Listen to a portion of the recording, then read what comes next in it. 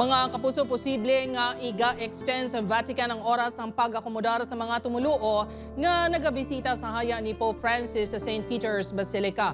Bangon sa tuman kadamo nga tawo nga luyag makit-an sa pinakaulihing nga tion ng nagtaliwan nga Santo Papa, posible nga iga-pabilin nga bukas ang Basilica paglampas ang tungang gabi.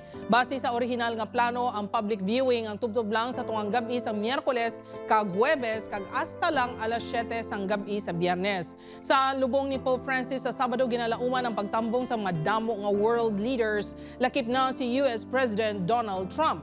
Ginalauman man sa otoridad sa Italy nga magalabot sa 200,000 katawo ang magatambong sa lubong. Si Pope Francis nga napatay sa edad nga 88 anyos ang igalubong sa Basilica of Mount Mary Major sa Rome, Italy.